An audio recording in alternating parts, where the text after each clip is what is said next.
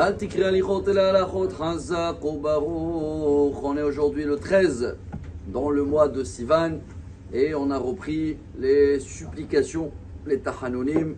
Et c'est vrai que les complications aussi commencent dans la paracha de cette semaine. Ça a commencé bien avec une lumière, avec une menorah. Et tout de suite après Matan Torah, comme on a commencé un petit peu à voir hier, ça commence les plaintes. Et ça va être une série de plaintes qui va nous accompagner pendant tous les mois chauds. Et pendant les 8 semaines qui arrivent, il va y avoir beaucoup des histoires dans le désert. Et si la Torah elle nous raconte tout ça, avec des détails, ça veut dire, un, qu'on est des fois pareil. Deux, il y a des choses aussi à savoir prendre d'exemple, de ne pas refaire la même chose.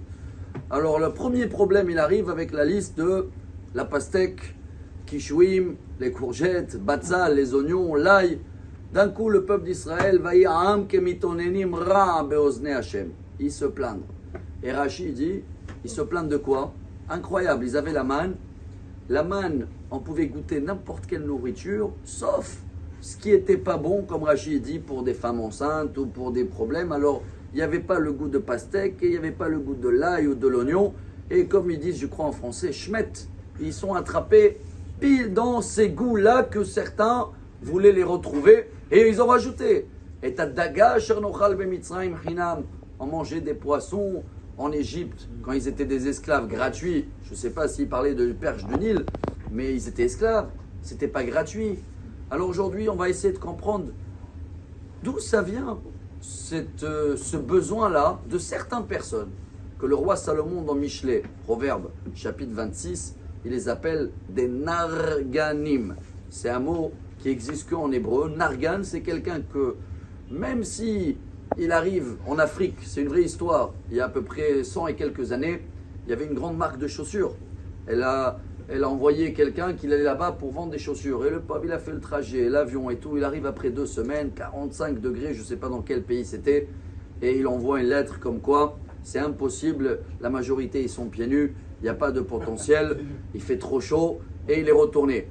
Mais la société n'a pas abandonné, ils ont envoyé quelqu'un d'autre. Et lui, dès qu'il est arrivé, il a dit quoi? Il y a un potentiel énorme, il y en a des millions qui n'ont pas des chaussures.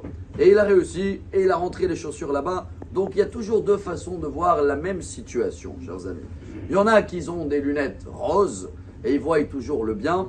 Mais la paracha, elle nous apprend qu'il y en a qui ont des lunettes noires. C'est pour ça qu'elle commence d'abord avec la menorah. La menorah, c'est ceux-là qui trouvent toujours la lumière dans n'importe quelle situation. Et elle existe. Mais tout de suite après la paracha, elle nous dit, quoi qu'il arrive, nous, on doit essayer de trouver la lumière. Mais il va y avoir des gens qui vont essayer de trouver toujours ce qui ne va pas. Et qu'est-ce qu'on fait avec eux? Il dit le roi Salomon dans le Michelet, Be'efes aitzim techabe esh, ou be'en nargan techabe madon.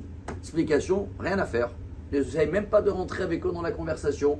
Comme il dit le roi Salomon, il y a du feu, il y a du bois, le bois alimente le feu. Quand tu vois qu'il y a quelqu'un qui malheureusement il voit que le noir et il cherche par force la pastèque, ça veut dire que des plaintes, et bah change de trottoir. Excellente journée. Amar Rabbi Elazar, Amar Rabbi Hanina.